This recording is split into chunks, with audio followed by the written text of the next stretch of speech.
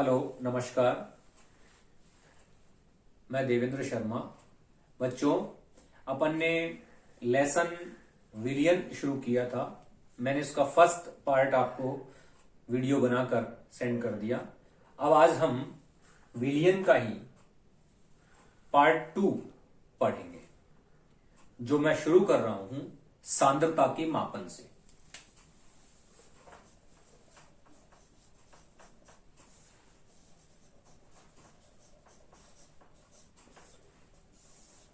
देखिए, first part में हमने विलियन क्या है इसको पढ़ा, उसकी परिभाषा देखी, विलियन के प्रकार स्टडी किए, कितने प्रकार के विलियन होते हैं, समांगी, विषमांगी, जलीय विलियन, अजलीय विलियन। इसी प्रकार हमने विलेय और विलायक की प्रकृति के आधार पर 9 प्रकार के विलियन देखे। और इसके बाद हमने कुछ छोटी छोटी टर्म्स के आधार पर सांद्रता ज्ञात करने के तरीके देखे, जिनमें भार प्रतिशत, आयतन प्रतिशत, भार बटा आयतन प्रतिशत, मोल भिन्न। ये चीज पीपीएम में हम बहुत सूक्ष्म मात्रा में जो विलेय विलायक में घुला होता है उसका हमने अध्ययन किया था। आज हम सांद्रता, विलियन की सांद्रता ज्ञात करने के जो 3 महत्वपूर्ण स्वरूप हैं उनको सबसे पहले देखेंगे। उनपे न्यूमेरिकल भी आ जाता है। पहले आप इसको समझिए, फिर न्यूमेरिकल भी देख लेंगे। तो पहला विधि है नॉर्मलता, जिसको हम एन द्वारा व्यक्त करते हैं। नॉर्मलता का बिल्कुल सीधा सीधा मीनिंग बेटो ये है कि किसी विलियन के 1 लीटर आयतन में कितने ग्राम तुल्यांक विलेय पदार्थ के घुले हुए हैं। अब ग्राम तुल्यांक क्या है? देखिए, जिस प्रकार आप मोल जानते हैं, मोल को आपने काफी डेप्थ में 11th क्लास के फर्स्ट चैप्टर में पढ़ा है, तो तुल्यांक जो होते हैं वो मोल से ही ज्ञात किए जाते हैं। और मोल और तुल्यांक दोनों आपस में रिलेटेड होते हैं। तो मैं ज्यादा इसको डेप्थ में नहीं जाऊंगा, सिर्फ आपसे ब्रीफ में बता रहा हूं कि हम कैसे तुल्यांक ज्ञात करते हैं। तो तुल्यांक ज्ञात करने के लिए किसी भी पदार्थ का, इसको हम ई द्वारा व्यक्त करते हैं, जो अणुभार होता है उसमें हम एन का भाग लेते हैं। एन क्या है? एन है पदार्थ की अम्लीयता या क्षारीयता या विनिमयित इलेक्ट्रॉनों की संख्या। विनिमयित इलेक्ट्रॉनों की संख्या का मतलब है कि एक आयन जितने इलेक्ट्रॉन देता है और दूसरा आयन जितने इलेक्ट्रॉन लेता है, दोनों के बीच कितने इलेक्ट्रॉनों का विनिमय हुआ है। एग्जाम्पल से हम देख लेंगे। तो नॉर्मलता जो है, हम इसको लिखेंगे विलेय के ग्राम तुल्यांकों की संख्या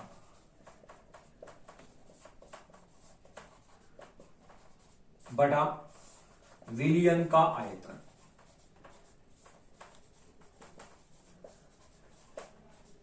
ये लीटर में लेंगे। अब अगर विलियन का आयतन आपने मिलीलीटर या सेंटीमीटर क्यूब में ले लिया, तो विलेय के ग्राम तुल्यांक की जगह मिली तुल्यांक हो जाएंगे। अगर विलियन का आयतन आपने एमएल में ले लिया, तो ये ग्राम तुल्यांक की जगह हो जाएंगे मिली तुल्यांक।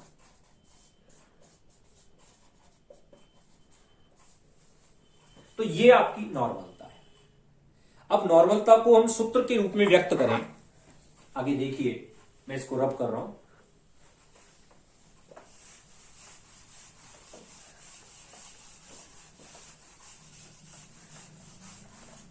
तो नॉर्मलता बराबर, अब ग्राम तुल्यांक, मान लीजिए विलेय पदार्थ, पहले भी हमने डिस्कस किया था इस पूरे चैप्टर में, हम विलेय को बी मानेंगे और विलायक को ए मानेंगे। तो मान लीजिए विलेय का भार जो घुला हुआ है विलियन में, वो है डब्ल्यू बी। विलेय का अणुभार वो है mb। तो विलेय का तुल्यांकी भार क्या होगा? जैसा कि हमने पहले भी देखा, तुल्यांकी भार कैसे निकालते हैं? अणुभार में हम n का, n अभी आपको डिस्कस किया, अम्लीयता, क्षारीयता या विनिमयित इलेक्ट्रॉनों की संख्या, जैसे HCl।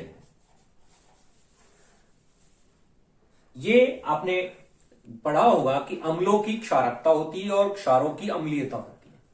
तो जितने H+ आयन किसी अम्ल से विनिमयित होते हैं वह उसकी क्षारकता कहलाती है। तो इस HCl में एक H+ आयन है जिसका यह विनिमय करता है, इसलिए ये एक क्षार की अम्ल है, यानी इसकी क्षारकता 1 है, यानी इसके लिए n का मान 1 है। इसी प्रकार मान लीजिए MgCl2 है। अब इसमें अम्लीयता या क्षारीयता नहीं दे रखी, तो आप देखेंगे ये Mg+2 है, मैग्नीशियम कौन सा है? +2। और ये दोनों इलेक्ट्रॉन जो मैग्नीशियम ने निकाले वो किसने लिए? क्लोरीन। 2Cl-1, यानी कितने इलेक्ट्रॉनों का विनिमय हो रहा है? 2 इलेक्ट्रॉन्स का। तो यहां इसके तुल्यांकी भार निकालने के लिए हम इसके अणुभार में 2 का भाग देंगे मैग्नीशियम क्लोराइड के केस में, और HCl के केस में हम किसका भाग देंगे? 1 का, क्योंकि यहां इसकी क्षारकता 1 है। चलिए, तो ये तुल्यांकी भार आप समझ गए होंगे। तो इस तरह हम निकालते हैं। फिर मान लीजिए विलयन का आयतन V है,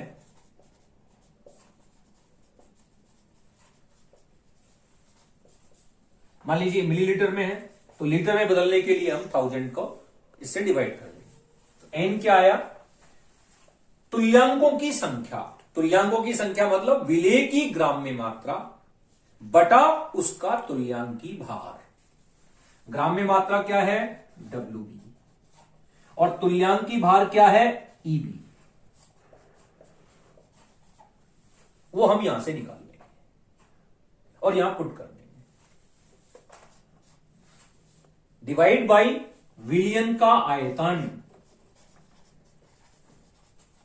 अगर ये लीटर में है तो आपको 1000 से डिवाइड नहीं करना, मिलीलीटर में है तो आप इसको लीटर में कन्वर्ट करेंगे। यहां 1000 से, अगर ये ml में है तो ये आपकी नॉर्मलता का फॉर्मूला।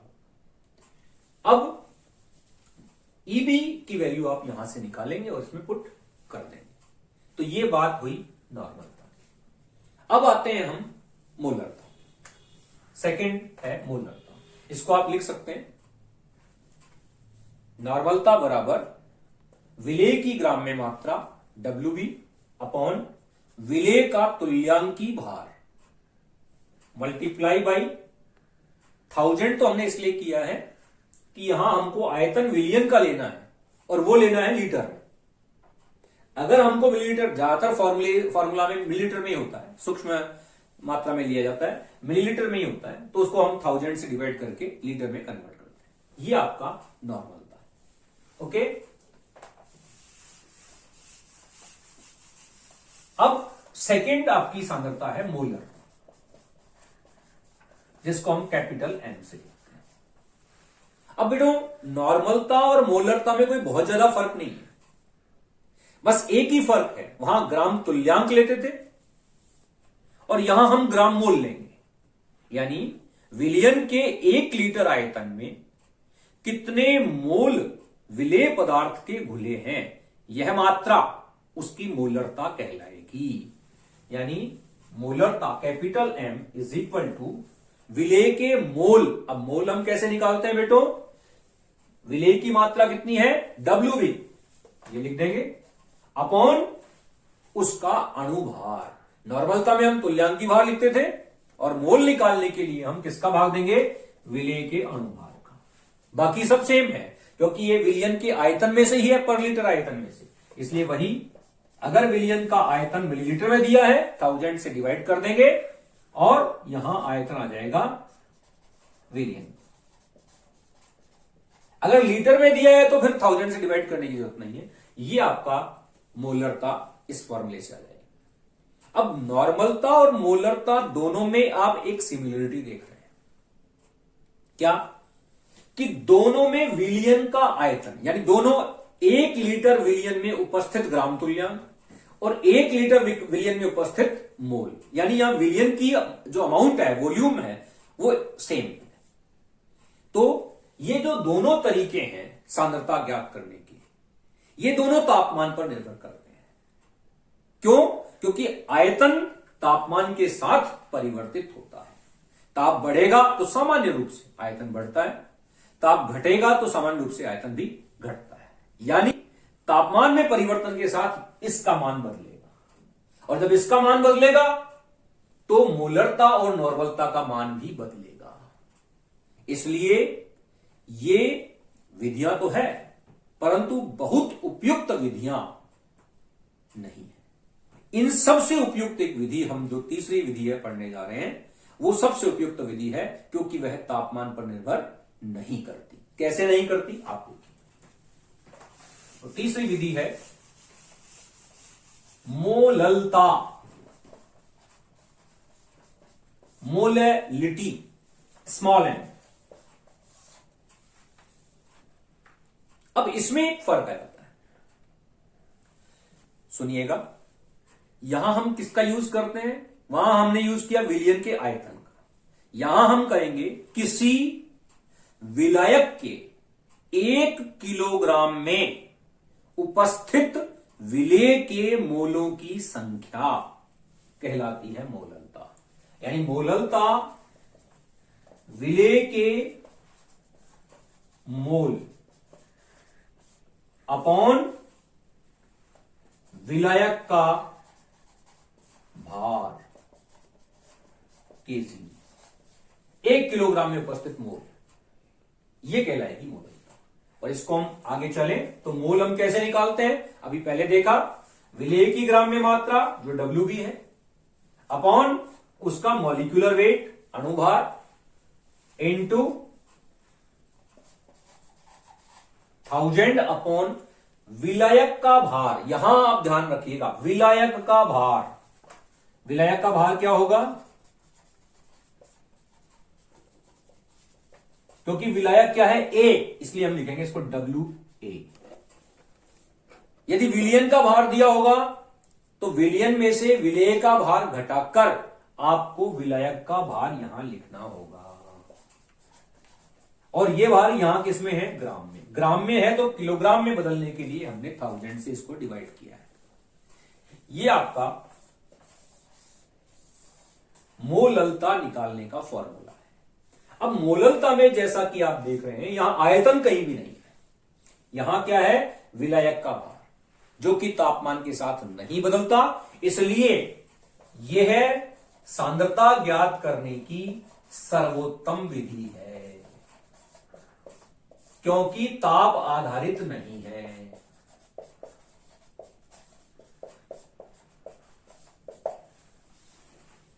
ये आपकी मोललता है। अब आप नॉर्मलता, मोलरता और मोललता की कुछ, अब देखो बेटो, अगला हम देख रहे हैं ये मोलरता, भार प्रतिशत, आयतन प्रतिशत, मोललता, नॉर्मलता, इनके बीच आपसी संबंधों के आधार पर कुछ एप्लीकेशंस हैं, इन पर क्वेश्चन आते हैं। तो पहला हम एप्लीकेशन देख रहे हैं, फर्स्ट एप्लीकेशन, मोलरता और भार प्रतिशत में संबंध। भार प्रतिशत अपन ने पढ़ लिया, मोलरता अपन ने पढ़ ली, अब दोनों में हम संबंध देख रहे हैं। मान लीजिए कि कोई विलेय पदार्थ का भार प्रतिशत W% भार के रूप में है, भारात्मक आपको दे रखा है। इसका क्या मीनिंग है? इसका मीनिंग है कि W ग्राम विलेय कितने ग्राम विलियन में है? 100 ग्राम। ये हमने पहले पढ़ लिया। इसका मीनिंग ये है। अब मान लो कि विलियन का जो घनत्व है वो D ग्राम पर सीसी, सीसीएम सेंटीमीटर क्यूब। घनत्व हमने क्यों लिया यहां? क्योंकि हमको मोलरता में, मोलरता का क्या फॉर्मूला है वो लिख लेते हैं एक बार। मोलरता is equal to WB means विलेय का भार अपॉन विलेय का अणुभार इंटू 1000 अपॉन विलियन का आयतन. This is the volume of the solution.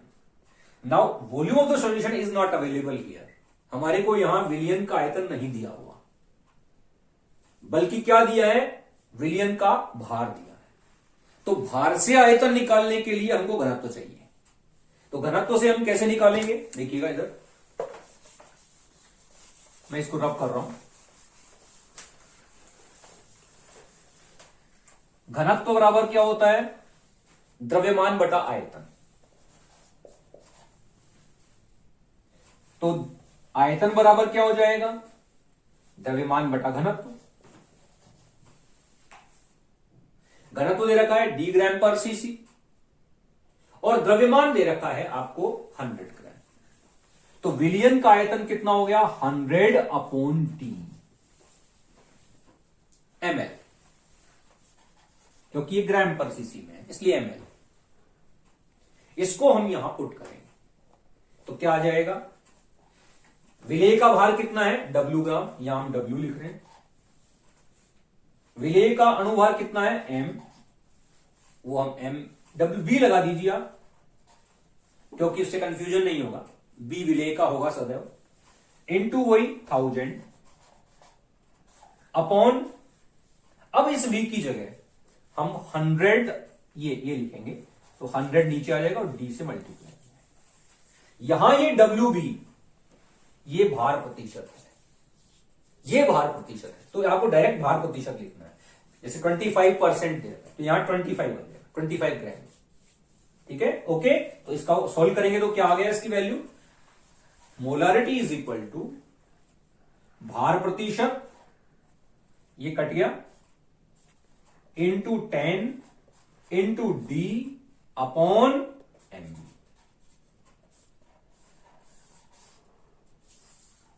तो आप भार प्रतिशत से घनत्व का उपयोग करते हुए मोलरता ज्ञात कर सकते हैं. सेकेंड एप्लीकेशन देखिए बेटो, नॉर्मलता और मोलरता में संबंध. कभी नॉर्मलता देके मोलरता, मोलरता देके नॉर्मलता पूछता है. तो दोनों के फार्मूले आपको पता है. नॉर्मलता वही विलेय के ग्राम तुल्यांक विलियन का आयतन, मोलरता में विलेय के ग्राम मोल विलियन का आयतन.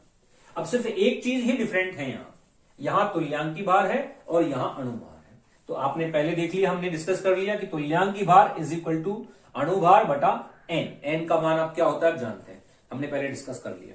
अब इसको यहां पुट कर दीजिए तो नॉर्मलता बराबर क्या आ गया, WB upon MB into 1000 into N upon D.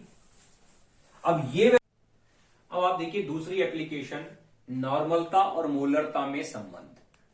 देखो इन एप्लीकेशनों को पढ़ना जरूरी. कभी नॉर्मलता देके मोलरता पूछता है, कभी मोलरता देके नॉर्मलता पूछ लेता है.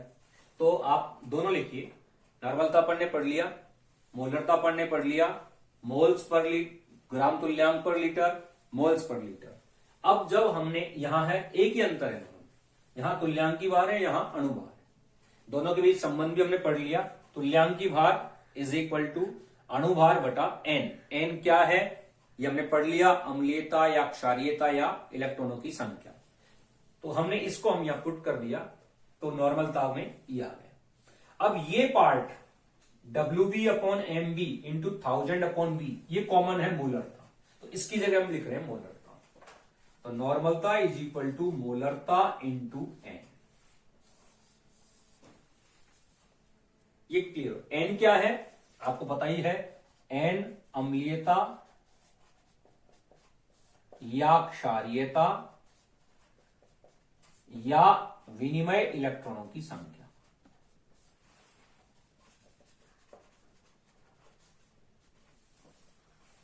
अम्लीयता किनकी होती है, क्षारों की.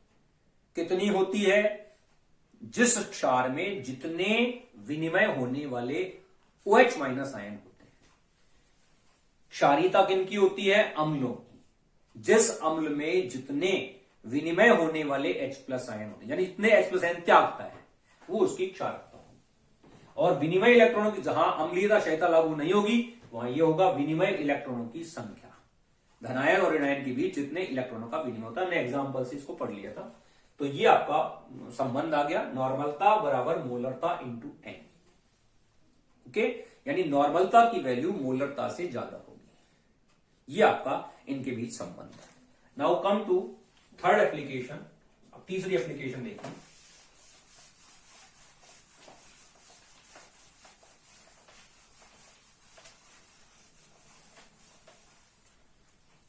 मोलरता और मोललता में संबंध। मोलरता व मोललता में संबंध।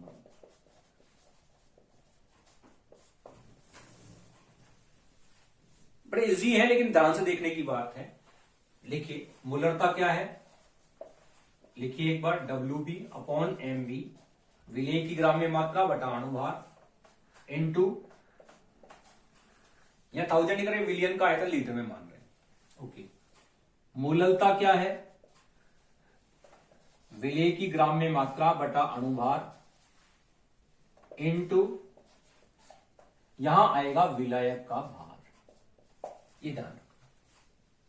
अब इस फॉर्मूले से हम विलेय की, अब इन दोनों में हमको संबंध निकालना है तो हम निकाल लेंगे WB यानी विलेय का भार, और उसको पुट करेंगे यहां। निकालिए, विलेय का भार कितना हो गया,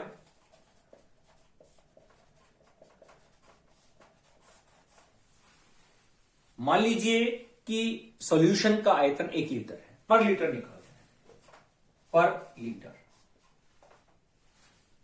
विलियन के 1 लीटर आयतन में विलेय का भार कितना हो गया, V is equal to 1 litre. तो कितना हो गया, WB is equal to M into MB, यानी मोलरता गुणा विलेय का अणुभार। ये हो गया भार किसका, विलेय का। अब विलायक हम कितना ले रहे हैं वो तो हम बाद में देखेंगे। विलियन हम कितना ले रहे हैं, 1 लीटर। तो 1 लीटर या 1000 सीसी, एक ही बात है, 1000 ml या 1 लीटर। विलियन का भार, यदि इसका घनत्व D हो, विलियन का घनत्व क्या दे रखा है, D ग्राम पर सीसी, तो क्या हो जाएगा, 1000 सीसी विलियन का भार, घनत्व बराबर क्या होता है, द्रव्यमान बटा आयतन, D is equal to M upon V। तो M इज इक्वल टू क्या हो जाएगा, विलियन का आयतन कितना है 1000 सीसी और घनत्व कितना है D, तो 1000 इंटू D। ये किसका द्रव्यमान आया, विलियन का, विलियन का भार आ गया। तो हमारे पास विलेय का भार आ गया और विलियन का भार आ गया। हमको चाहिए किसका, विलायक का भार। तो क्या करेंगे, विलियन के भार में से हम विलेय के भार को घटा देंगे। आप नोट कर सकते हैं, विलेय का भार MMB और विलियन का भार M, ये विलियन का भार है 1000 इंटू D। इसको रब कर रहा हूं मैं।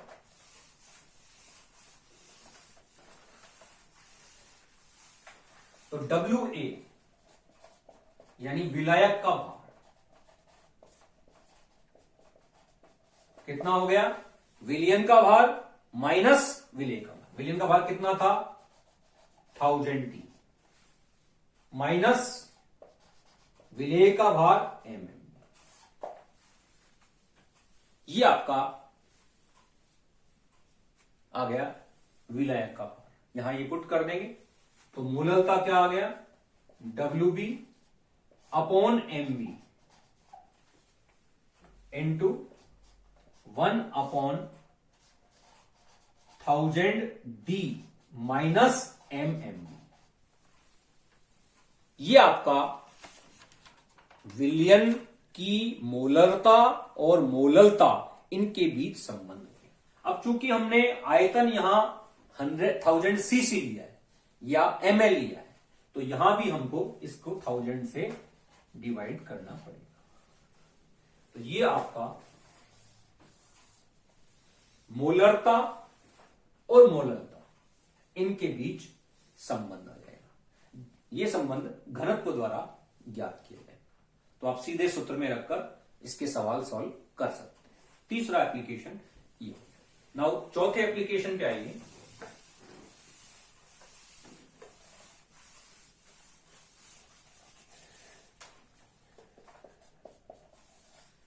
देखो बेटो, कई बार किसी विलयन को तनु बनाया जाता है विलायक मिलाकर। तो जब तनु बनाते हैं तो पहले वाला विलयन तो सांद्र हो जाता है और बाद जो परिणामी विलयन होता है वो तनु हो जाता है। तो दोनों विलयनों में से इनकी सांद्रताओं आयतनों के बीच क्या संबंध होगा? एक ही विलयन है, उसमें हम विलायक मिलाकर उसकी सांद्रता को डाइल्यूट कर देते हैं।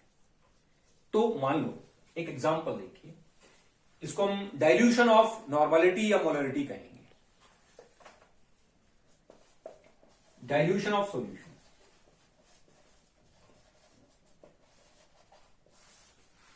विलयन की तन्यता, मान लीजिए एक विलयन है जिसकी सांद्रता N1 है और उसका आयतन V1 है।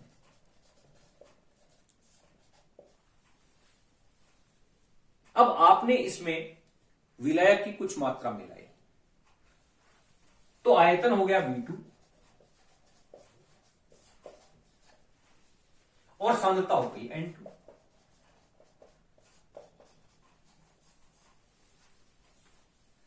तो इसमें यह पूछ सकता है कि अंतिम विलयन की सांद्रता कितनी हुई।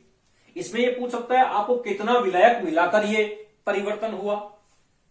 तो इनका उत्तर आप कैसे देंगे? इसके लिए डाइल्यूशन का जो डाइल्यूशन ऑफ सॉल्यूशन है, इसका जो संबंध है वो है N1 into V1 is equal to N2 into V2। यानी सांद्रता यानी नॉर्मलता और उसका आयतन बराबर होगा परिणामी विलयन की नॉर्मलता और उसका आयतन। इससे हम परिणामी विलयन की नॉर्मलता ज्ञात कर सकते हैं, जो N2 होगी अंतिम, कितनी होगी N1 V1 अपॉन। अगर ये पूछे कि हमने इसमें कितना जल मिलाया या कितना विलायक मिलाया तो V2 माइनस V1, इतना हमने इसमें विलायक मिलाया। तो इस तरह हम परिणामी विलयन, अच्छा ये लागू नॉर्मलता में भी होता है और मोलरता में भी होता है। अगर यहां नॉर्मलता की जगह आपको मोलरता दे तो भी यही फार्मूला लगेगा। क्या लगेगा देखिए, M1 V1 is equal to M2 V2, same formula, बस यहां नॉर्मलता की जगह मोलरता हो। ओके, चलिए एक एप्लीकेशन और देखिए, फिफ्थ। कई बार बेटो क्या करता है, दो या दो से ज्यादा विलयनों को मिक्स कर देता है और मिक्स करके पूछता है कि परिणामी विलयन की सांद्रता क्या होगी। जैसे मान लीजिए एग्जाम्पल लीजिए, यहां है परिणामी विलयन की सांद्रता। मान लीजिए एक विलयन है, विलयन 1, एक है विलयन 2, और भी हो सकते हैं, सेम रहेगा। इसकी सांद्रता है M1,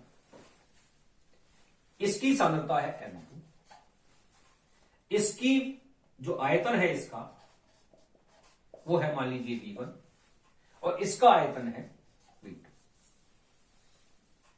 तो परिणामी विलयन की जो सांद्रता होगी वो क्या होगी?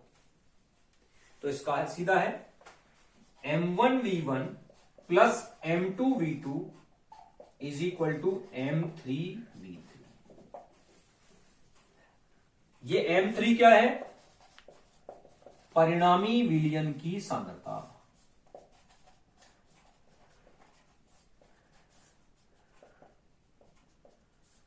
और V3 क्या है?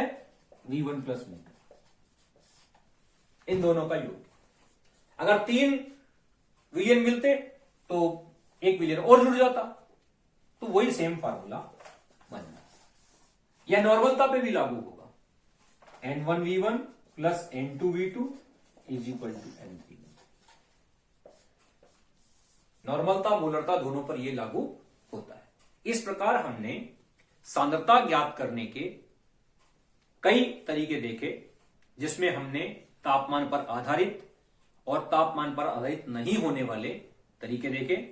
शुरू से एक बार रिपीट करता हूं। भार प्रतिशत देखा, आयतन प्रतिशत, भार बटा आयतन प्रतिशत, मोल भिन्न, पीपीएम में मात्रा ज्ञात करना, नॉर्मलता, मोलरता, मोललता और इन सब में आपसी संबंध, ये सांद्रता का एक पूरा ज्ञात करने का तरीका है।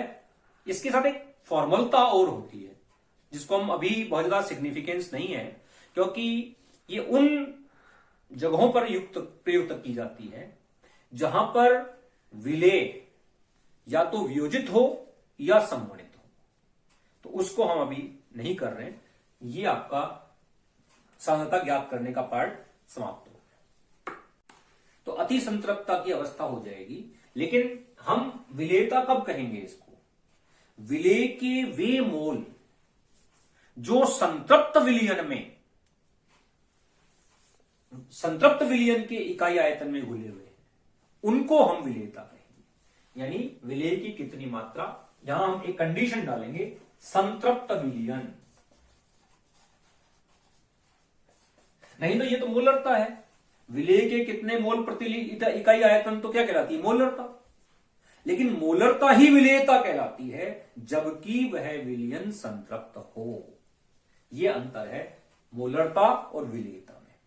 अब विलेयता, आप जानते हैं द्रव में गैसें काफी घुलनशील होती हैं। हालांकि सभी गैसें सभी द्रवों में घुलनशील नहीं होती, कुछ फैक्टर्स होते हैं जो इस विलेयता को प्रभावित करते हैं। हम एक एक करके वो फैक्टर देखते हैं। विलेयता को प्रभावित करने वाले कारक।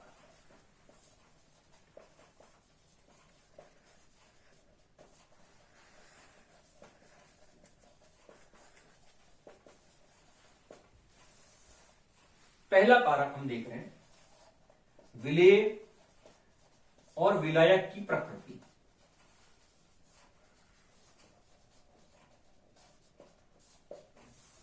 देखो बेटो, ये एक सामान्य अवधारणा है, आपने पहले भी पढ़ी है कि समान समान को घुलता है। हर विलेय हर विलायक में नहीं घुलता। जो परमानेंट गैसें होती हैं, अध्रुवीय गैसें जिनको हम कहा जाता है, स्थायी गैसें, वो नॉन पोलर होती है, अध्रुवीय। जैसे N2, O2, Cl2 एक्सेट्रा। ये गैसें जल में नहीं होती, क्योंकि जल कैसा विलायक है? ध्रुवीय। और ये कैसी है? अध्रुवीय। तो ये जल में घुलनशील नहीं है।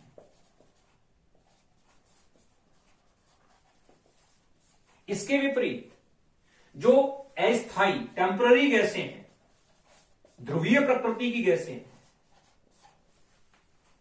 जैसे आप देखिए HCl लो, NH3 लो, CO2 लो, SO2 लो, ये सब ध्रुवीय गैसें हैं। ये जल में काफी मात्रा में घुलती हैं। तो इसकी सामान्य अवधारणा है कि लाइक डिसॉल्व्स लाइक।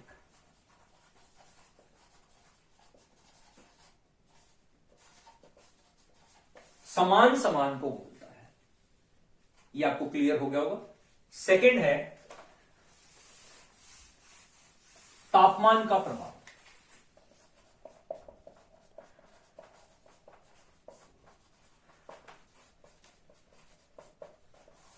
देखिए, तापमान बहुत ज्यादा प्रभावित करता है विलेयता को। इसको हम दो तरह से बता सकते हैं। एक तो आप देखिए कि जब हम विलेय को विलायक में घोलते हैं और विलयन बनता है, ये जो क्रिया है साम्य स्थापित हो जाता है। तो जो अग्र क्रिया है, विलयन बनने वाली जो क्रिया है, वो ऊष्माक्षेपी है।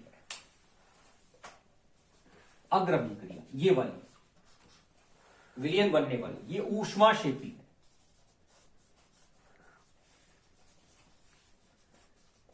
यानी गैसों की द्रव में विलेयता एक ऊष्माक्षेपी प्रक्रम है, यानी इसके लिए एंथैल्पी का मान नेगेटिव, ऋणात्मक होता है। अब अगर आप अभिक्रिया में पहले ही ऊष्मा बाहर निकल रही है, यानी स्वतः ही घुल रही है गैस, तो आप इसका तापमान बढ़ा दें, तो आप जानते हैं कि यहां साम्य स्थापित जब हो गया तो साम्य पर एक नियम लागू होता है, ली शैटेलिए का नियम।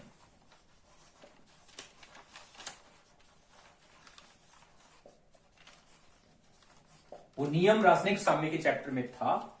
इस नियम के अनुसार साम्य उस परिवर्तन का विरोध करेगा और उस दिशा में विस्थापित हो जाएगा जिस दिशा में जाने से किया गया परिवर्तन समाप्त हो जाए। यानी तापमान को बढ़ाएंगे तो साम्य उस दिशा में जाएगा जिधर तापमान घट रहा है, यानी ऊष्मा शोषी दिशा में जाएगा, यानी पश्च दिशा में जाएगा, यानी विलयन ना बनकर ये वापस विलेय और विलायक की स्थिति में साम्य विस्थापित हो जाएगा, यानी विलेयता का मान घट जाएगा। ये हम इससे समझा सकते हैं। एक एग्जाम्पल से भी अगर हम समझाएं तो ऑक्सीजन गैस जल में घुलनशील होती है। ये मैं रब कर रहा हूं, O2 इन वाटर। तो अगर डेटा के आधार पर भी आप देखें तो दो तापमान ले, मान लीजिए 273 केल्विन और 293 केल्विन। तो ऐसा जब मेजरमेंट हुआ तो जो आंकड़े मिले 293 केल्विन पर ऑक्सीजन की जो जल में विलेयता थी वो 273 केल्विन की आधी थी, यहां जस्ट हाफ रह गई इसकी। यानी तापमान बढ़ने पर देखिए किस तरह विलेयता घट रही है। तो ये इसका एग्जाम्पल। क्वांटिटेटिव रूप से भी क्लैपेरॉन इक्वेशन से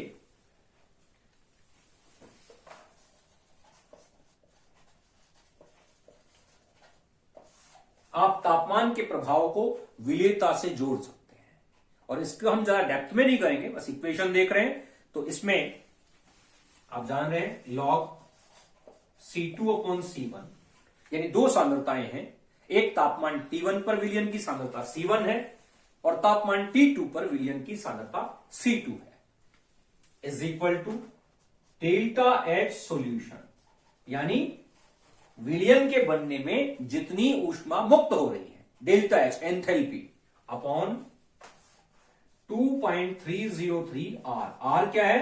वही गैस कांस्टेंट, और 1/T1 माइनस 1/T2, यानी दो तापमान लिए हैं, T1 जो प्रारंभिक ताप है, T2 अंतिम ताप है।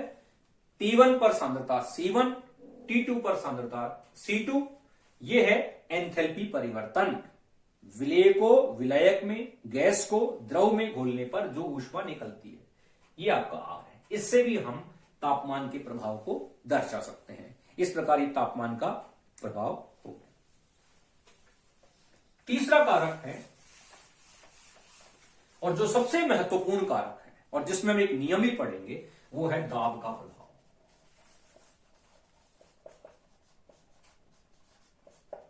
और ये बहुत इंपॉर्टेंट है, जिसमें आप पढ़ेंगे हेनरी का नियम।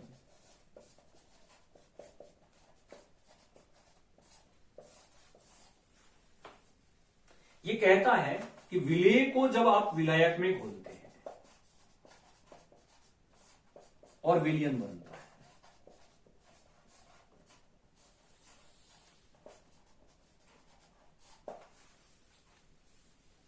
तो विलयन, आप जब विलेय को विलायक में घोल रहे हैं तो दिए गए तापमान पर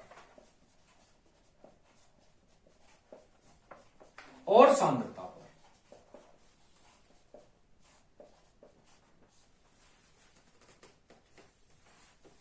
किसी विलेय की जो विलेयता है,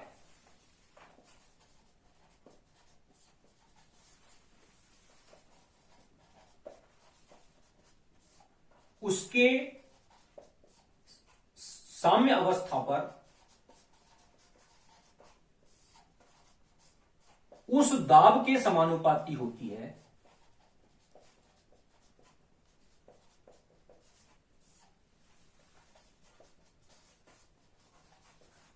जिस पर उसको घोला गया है।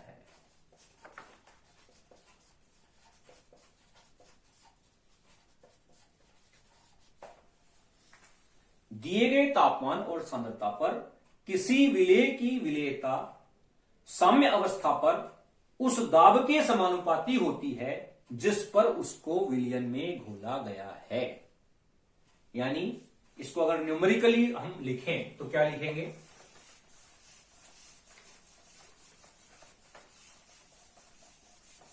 मान लीजिए कि दाब जो है वो P है, यानी विलेयता समानुपाती है दाब, और दाब किसके समानुपाती है? मोल भिन्न के।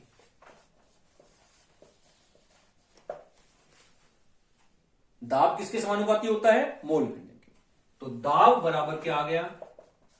KHXB।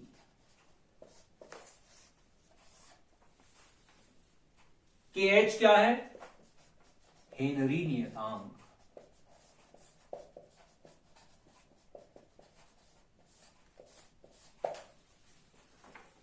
इसको हम हेनरी नियतांक कहते हैं।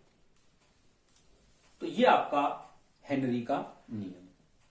अब हेनरी का नियम हर जगह लागू नहीं होता, यह इसकी कुछ लिमिटेशंस हैं, इसकी कुछ सीमाएं हैं, उन्हीं में ये लागू होता है।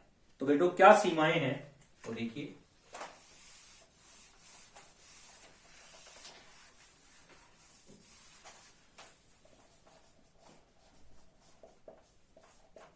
पहली सीमा कि हेनरी का नियम उस विलयन या उस अवस्था में लागू नहीं होता जबकि दाब का मान बहुत उच्च हो। यानी दाब बहुत उच्च ना हो, अगर होगा तो ये लागू नहीं होगा, क्योंकि दाब उच्च हो जाएगा तो गैस द्रवित हो जाएगी और फिर ये नियम लागू नहीं होगा। दूसरा, ताप बहुत निम्न ना हो, यानी ताप बहुत कम नहीं हो, अगर होगा तो ये लागू नहीं होगा, क्योंकि दोनों। अब ये सांद्रता पर आधारित कुछ आंकिक प्रश्न है, न्यूमेरिकल्स है, वो आपको करने हैं बेटो। मैं एक भी आपको समझा देता हूं कैसे क्या है। पहला प्रश्न है 0.4 ग्राम NaOH 40 ml विलयन में हो तो विलयन की नॉर्मलता और मोलरता ज्ञात कीजिए। ये पहला प्रश्न है, ये आप करिएगा। दूसरा प्रश्न है 2.5 m H2SO4 अम्ल की नॉर्मलता कितनी होगी। तीसरा है 1 m NaOH का कितना आयतन, इसका कितना आयतन यानी V1 जल द्वारा तनु करने पर 0.5 m NaOH के 2 लीटर प्राप्त होंगे। यानी हम इसको तनु कर रहे हैं, तनुता वाली एप्लीकेशन लगेगी। चौथा है 0.1 m सिल्वर नाइट्रेट AgNO3 वह 0.2 m NaCl, दो को मिश्रित किया है, मिश्रण की भी हमने देखा था एप्लीकेशन को मिश्रित करने पर प्राप्त विलयन, परिणामी विलयन, उसमें NO3 माइनस की सांद्रता क्या होगी। फिर पांचवा क्वेश्चन है यदि 20% भार के रूप में, ध्यान रखिए भार प्रतिशत है ये, KI विलयन का घनत्व 1.2 ग्राम पर ml हो तो KI का मोल भिन्न निकालना है, मोलरता ज्ञात करनी है और मोललता भी ज्ञात करनी है। ध्यान से करिएगा इसको। और छठा प्रश्न है 98%, वही भार के रूप में, भार प्रतिशत दे रखा है, H2SO4 की मोलरता क्या होगी। इसमें इसका घनत्व दे रखा है, घनत्व बराबर 1.8 ग्राम पर cc। तो ये न्यूमेरिकल्स हैं, आप लिख लीजिएगा और इनको आप सॉल्व करिएगा। नेक्स्ट में मैं आपको इसका आंसर या कोई प्रॉब्लम आएगी तो मैं आपसे डिस्कस करूंगा। अब हम नेक्स्ट टॉपिक स्टार्ट करते हैं, गैसों की द्रव में विलेयता। देखिए ये इस पार्ट का लास्ट टॉपिक है। गैसों की द्रव में विलेयता। देखो विलेयता क्या है, ये वर्ड आपने पहले भी सुना होगा। विलेय की मात्रा या विलेय के मोल पर लीटर ऑफ सॉल्यूशन।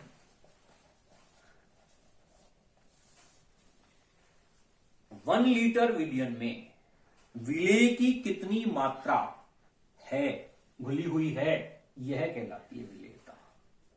लेकिन इसमें कंडीशन है, हर स्थिति में यह विलेयता नहीं कहलाती। विलेय के मोल, देखिए जब विलेय को हम, मान लीजिए कोई विलेय पदार्थ या गैस है, इसको हम विलायक में घोलते हैं, मान लीजिए जल, और ये विलयन बनता है।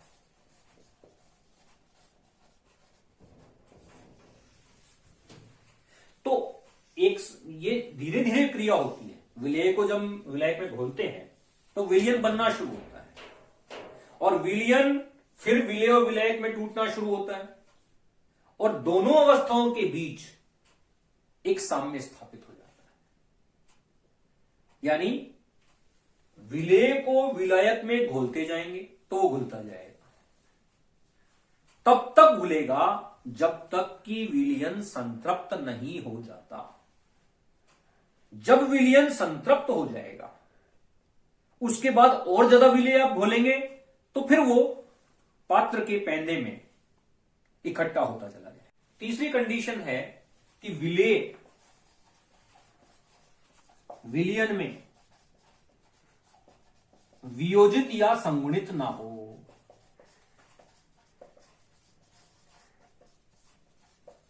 इन परिस्थितियों में यह नियम लागू नहीं होगा, ये इसकी सीमाएं हैं।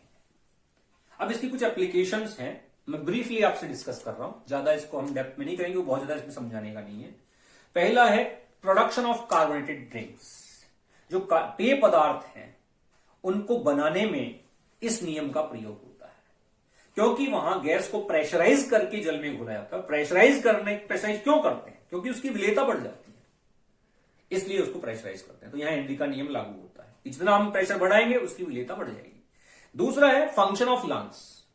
लंग्स में क्या होता है कि जो लंग्स में गैसें होती है, जो हम इनहेल्ड एयर लेते हैं, वहां एयर का जो प्रेशर होता है, पार्शियल प्रेशर, वो ज्यादा होता है, और ज्यादा होने के कारण वहां गैस में जो आपका जो ऑक्सीजन गैस है वो ब्लड में घुल जाती है इजीली, ज्यादा मात्रा में ऑक्सी हीमोग्लोबिन बना लेती है। और जब ये हमारे जो ऑर्गन्स हैं उनमें जाती है तो वहां प्रेशर घट जाता है, तो यहां ऑक्सीजन रिलीज हो जाती है। तीसरा एप्लीकेशन है कि जब क्लाइंबर्स जब ऊंचाई पर ऊंचे अक्षांशों पर चढ़ते हैं तो अपने साथ वो सिलेंडर वगैरह लेके जाते हैं, क्योंकि वहां वायुमंडलीय दाब घट जाता है। वायुमंडलीय दाब घटने से जो गैसों की अवेलेबिलिटी है वो घट जाती है। जो हमारी ऑक्सीजन गैस है वो रक्त में पूरी तरह से सॉल्युबल नहीं हो पाती, और इससे एनोक्सिया कंडीशन बन जाती है, बेचैनी होती है, जी मचलाता है, एनोक्सिया अनिद्रा की स्थिति हो जाती है। इसी प्रकार डीप सी लिविंग, जब स्क्रू ड्राइवर्स जो होते हैं, गोताखोर समुद्र में नीचे जाते हैं, तो उनको भी ऐंठन की स्थिति पैदा होती है। ऐंठन की स्थिति पैदा क्यों होती है कि जो ऑक्सीजन है वो तो घुल जाती है वाटर में या ब्लड में, लेकिन नाइट्रोजन घुल नहीं पाती। तो जब वो तेजी से अगर ऊपर आएगा गोताखोर, तो उसमें जो बबल्स के रूप में नाइट्रोजन गैस निकलती है, और उससे शरीर में ऐंठन पैदा होती है, बैंड्स पैदा होते हैं और दर्द होता है। इसको दूर करने के लिए वो अपने साथ, क्यों बच्चों, मैंने मेहनत करके बड़ी सिंपल लैंग्वेज में आपको समझाने की कोशिश की है, और मेहनत कर रहा हूं।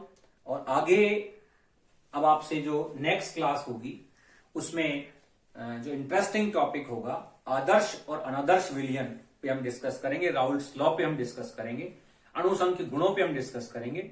उसमें काफी न्यूमेरिकल पार्ट भी है, इन सब को हम डिस्कस करेंगे। क्वेश्चन भी आपको करने को दूंगा।